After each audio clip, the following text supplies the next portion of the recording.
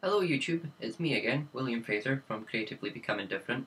I thought I'd do a small video just now that I'm back settled in Aberdeen after my birthday from being back home in Inverness, and it's starting to come down to revising season for exams, so it'd probably be an up time to tell you that everything's going to slow down, including my poetry blog, come down to a slowed down state of, writing maybe only once every couple of weeks. So I do apologise for that, but I want to share some of the awesome presents I got for my birthday. And show, talk about a competition that I've got going on at the moment, and some thank yous for my birthday presents and whatnot, obviously. So not in any particular order, but one of my first present from my mother is a diamond ring from H. Samuels. Obviously, other ring companies exist. I'm not allowed to do product placement because it's a YouTube video, but yeah, diamond ring from H. Samuels. It's beautiful. And I thank my mother very much for it. And then I've got this, which is a gold-plated Royal London pocket watch. My father bought me for my 21st. It's beautiful as well, quite heavy. Also, one for my boyfriend, who was as more of a joke of a grow your own boyfriend. Yeah, he's not grown up yet. That could be taken either as my boyfriend or as the grow your own boyfriend. One that's not really a birthday present but came in at the right time to be a birthday present is this, the hardback version of Angelopolis by Daniela Tortoni, and I've read some of it so far. It's amazing, even hand signed, and thank her very much for it as well. It's a beautiful book, but I ended up buying a paperback copy so that I can read it without damaging the hardback copy, because I don't really want to damage my book. I really like the hardback copy that much. It's not getting taken out and damaged in any way, so it'll be read totally separate. But no, I have something to give to you guys, and it can be part of a competition, or I might just give a couple of them away myself anyway. But I have, for now, 3 hardback copies of The Good, the Bad and the Mediocre by Callum P. Cameron.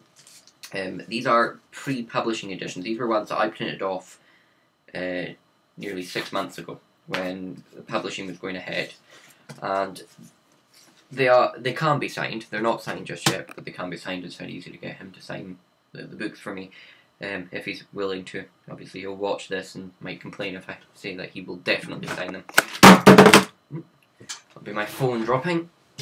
2 seconds. Put my phone back up. Only source of light for the top of the iMac. So yeah, contact me if you would like a copy to read. I'm only giving away a handful of them, obviously, because it's not very beneficial for me to give them all away for free. And there are only a few of these still left, because I've given there were only 20 of the pre-print ones printed, and there are only about 4 or 5 left. So be quick if you want a free copy and hand signed copy and to read.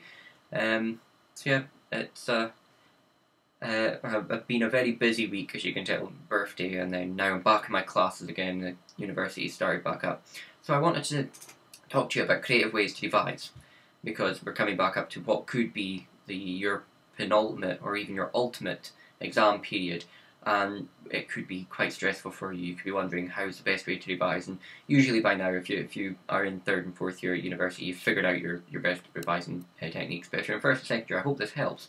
I found that I have a numeric memory. I revise things in a numerical order, and I will remember them. So if I assign a number to something, I will remember it later.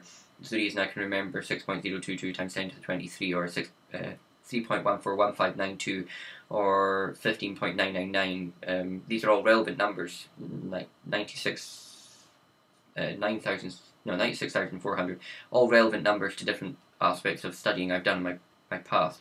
And then I've got phone numbers all jammed in my head, which I won't repeat on YouTube. I have a numeric memory, so for example, I know of hydrogen, I think of hydrogen, I instantly think 1.001, it's atomic mass. You can attribute other things to it, like I think of the number 18, the first thing that comes to mind is H2O, of all things, which technically should be 18.001, if I'm not mistaken. The atomic masses are one way that I've attributed numbers. Other people find colours are best to attribute. So if you think of the colour blue, what's the first thing that comes to mind? For me, just because I've just been looking at it, is Angelopolis, but that's because it's the colour blue and I have a short-term colour memory, so I'm better with numbers. Then you've got people who can remember very well if they write down on a colour post-it note. And it's quite a smart way of doing it. I've used it myself, but I don't find it as effective with me as with others.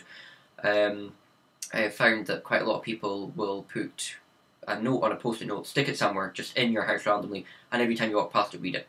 And apparently it comes in very handy for revising.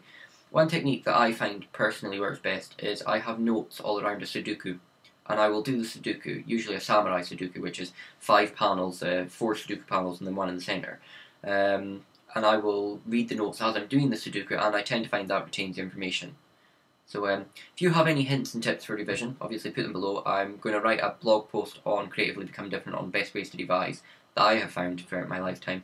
So I hope this long video hasn't been too much of a bore for you to watch, and I hope I've given you maybe some inspiration into revising. I might give some inspiration, I might do an essay-based one, but as I don't do very many essays in my line of studying, it probably won't help that I've not done very many essays in the last 3 years. So yeah, thank you very much, and I would say in the wise words of someone and then insert something here, but I can't even remember anything at this point in time. It's been that busy a week. So thank you very much for all the presents if you've given me one. Thank you very much for all the happy birthdays if you posted one or if you've said it to me. And I look forward to posting more videos in the future, but as I've said, these are going to slow down now, sadly.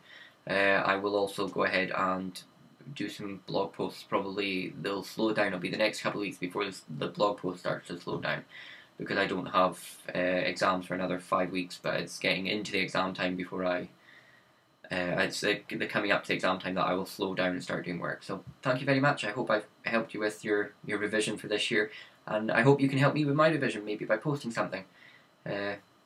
Speak to you later.